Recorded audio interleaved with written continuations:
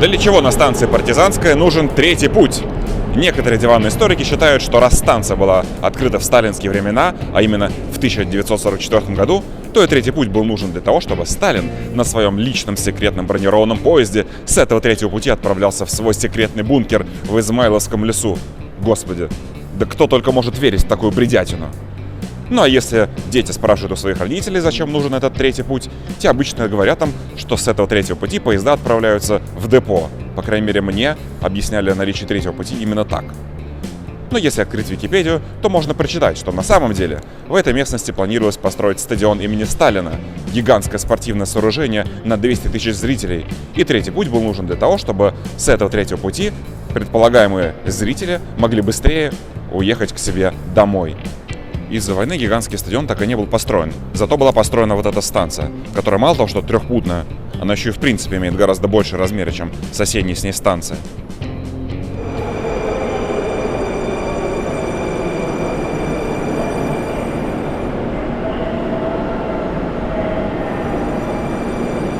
На сегодняшний день третий путь почти всегда пустует. Даже поезда, которые заходят в депо Измайлово, высаживают пассажиров на втором пути вместе со всеми остальными поездами. Но иногда третий путь используется и для оборота поездов. Например, в этом видео 2009 года поезд из вагонов «Ёж» отправляется с третьего пути в сторону центра.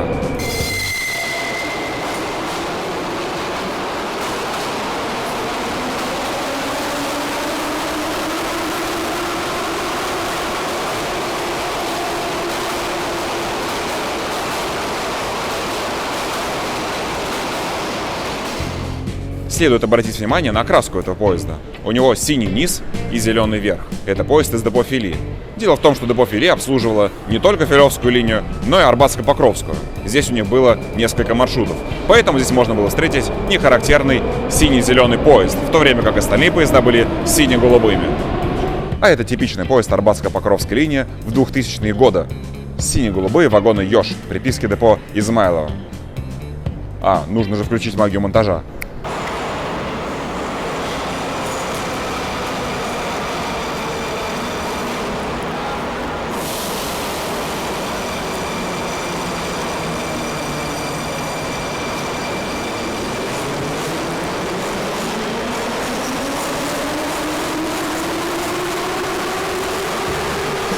Да, и кстати, это канал Блог Фотографа, а я Игорь Абросимов. И не надо смущаться, что только что я стоял перед вами в куртке и в шапке, а сейчас уже в рубашке и с новой прической. И рядом с музейными вагонами московского метро. Опять. Ведь это видео со сломанным пространственно-временным континуумом. Так что скачок из января 2023 года в май — это еще цветочки. Ведь дальше мы с вами отправимся в 2008, в 2009, в 2010 годы, когда на Арбатско-Покровской линии работали поезда из вагонов ЕМ и ЕЖ, которые вы наверняка прекрасно помните и любите. Хотя многие из моих зрителей наверняка их вообще не застали. В любом случае, пишите в комментариях, застали вы эти поезда или нет, а мы начинаем. Или что, табличку видел родную, что ли? Ну и вот Ленинградского завода, вагон «Ёж». Это вам не какие-нибудь попсовые модернизированные «Ёж-3» с Таганской-Краснопресненской линии, в которых были салоны от номерного. Это олдскульные, какие надо, вагоны с круглыми плафонами, с целой палитрой различных типов пластика, который использовался в отделке пассажирского салона. И, конечно же, с прыгучими, огромными мягкими диванами, на которых ездить было одно удовольствие. Вот так это было. И соболезную вам, если вы это не застали. Потому что в музейных вагонах таких сидений уже нет. Там стоят обычные сиденья, которые не так впечатляют. Или инкруст у них не настоящий.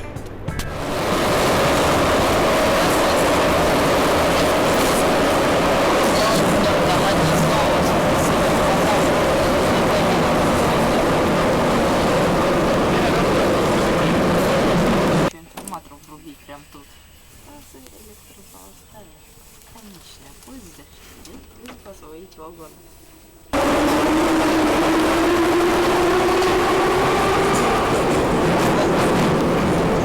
Ставьте лайк, если согласны со мной в том, что эти ограждения не несут никакой смысловой нагрузки. От случайного падения людей на пути они точно не спасут, зато прекрасно спасут вагоны от создания с ними нормальных фотографий, без посторонних предметов в кадре. Как же хорошо, что я все отснял в 2015 году, когда никаких ограждений здесь не было.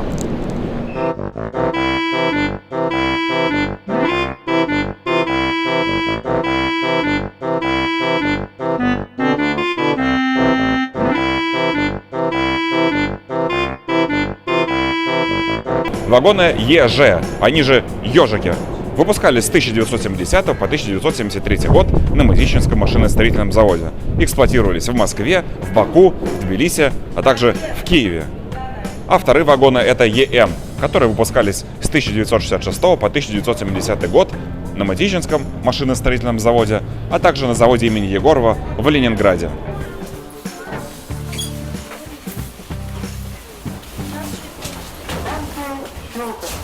Конечная.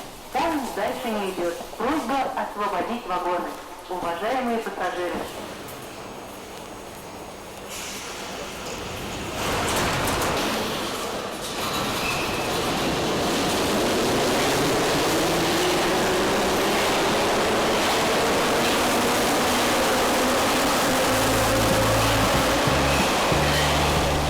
Хотя какие могут быть поезда ЕМ и ЕЖ, если здесь стоят крутые музейные вагоны, которые выкатываются всего лишь раз в год?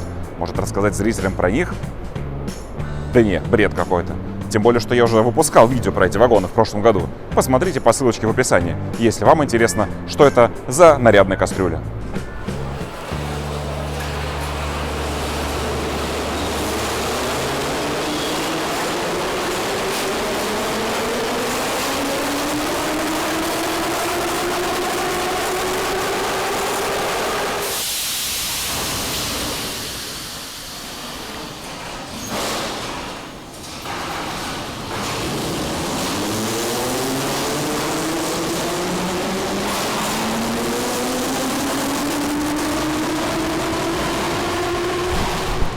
Вагоны ЕМ и ЕЖ являются продолжением серии Е, которая, конечно же, тоже эксплуатируется на Арбатско-Покровской линии. Но, к сожалению, я вам их сегодня не покажу, потому что не застал их, имея на руках камеру. За исключением вагона 3605, который был последним вагоном серии Е. Но про него я вам уже рассказывал вот в этом видео, где обозревал ретро-вагоны московского метро.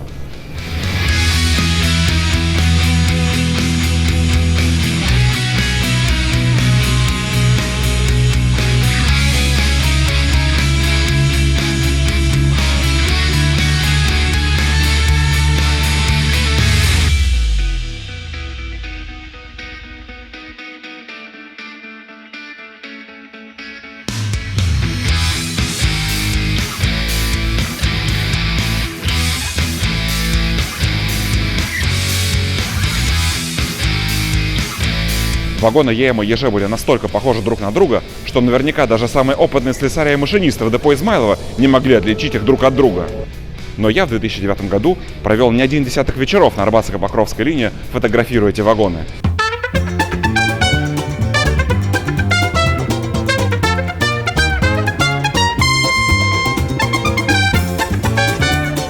Я в своем познании в области вагонов ЕМ и ЕЖ настолько преисполнился, что как будто бы я проживаю 100 триллионов триллиардов лет в этом московском метро и видел 100 миллионов триллиардов этих вагонов ЕМ и ЕЖ. Поэтому, если хотите, чтобы я поделился с вами этим бесполезным опытом, приходите ко мне на Дзен и прочитайте статью, в которой я показал и рассказал, чем же все-таки эти вагоны отличаются.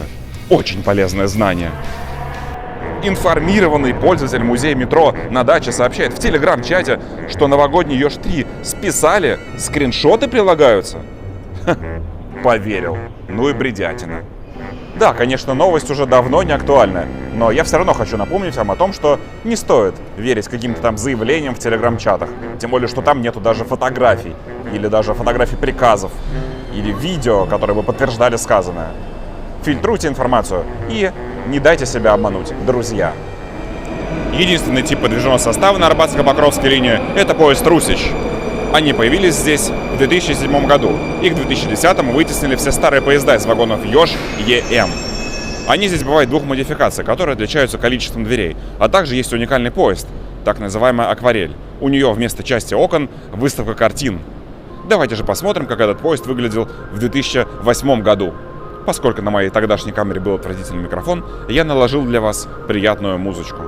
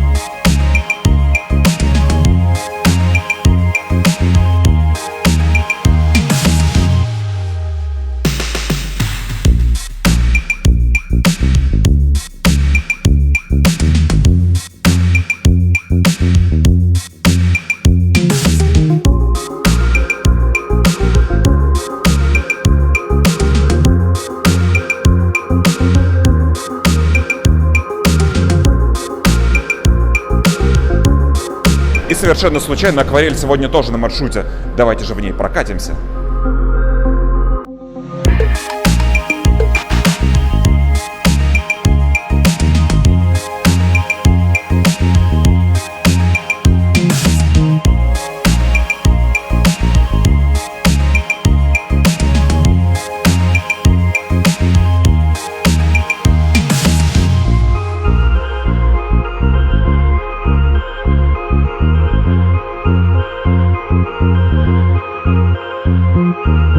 Удивительно, что даже в акварель почти все пассажиры смотрят в свои телефоны. Как будто бы каждый день попадают на акварель.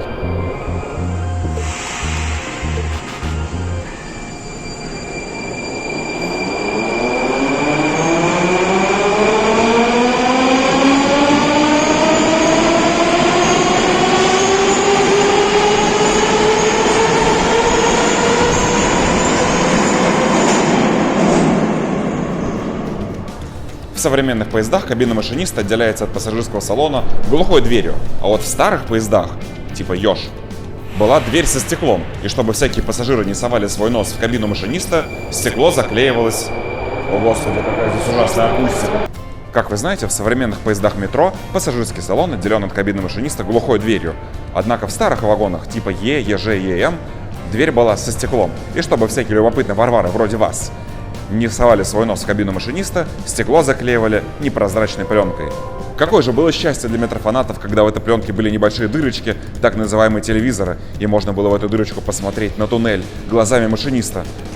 К сожалению, музейные вагоны закрыты. Нельзя зайти в кабину и пощупать разные кнопочки, нельзя попрыгать на сиденьях, нельзя пооткрывать форточки. Да и в принципе, вряд ли у вас получится в современных условиях прокатиться в кабине поезда метро. А вот раньше... Например, в 2008 году можно было попасть в кабину просто за сам факт того, что вы любите метро. Просто приходите на станцию, фотографируете поезд и получаете бесплатное приглашение в кабину. Например, вот так.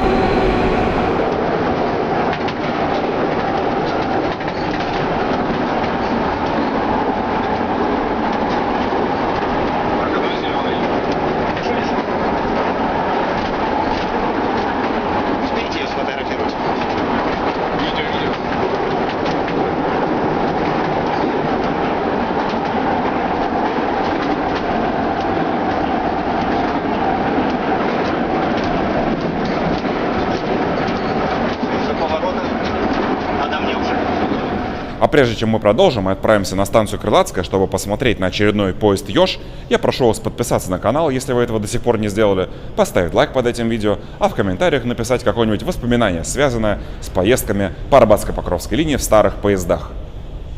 Итак, поезд Ёж на станции Крылатская.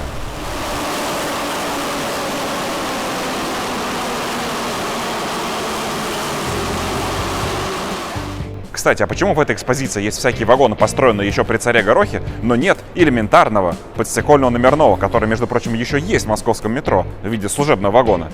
Мне кажется, или это место как раз предусмотрено для него. Между прочим, живой подстекольный номерной есть в Минске. Я рассказывал о нем в одном из прошлых видео, посмотрите, пожалуйста, если еще не смотрели.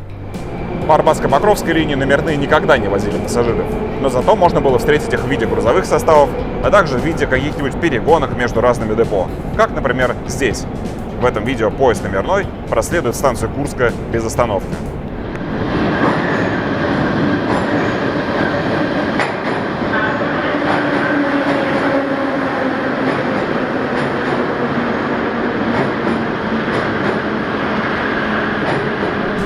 А напоследок видео, записанное в 2008 году, в день открытия станции Строгино, на котором чистый, отполированный, с иголочки, навехонький Русич, который открывал движение на новом участке, уезжает в туннель. Я записываю этот эпизод на станции Бауманская, потому что вы все равно не смотрите мои видео про метро, и ехать в такое далекое Строгино мне лень.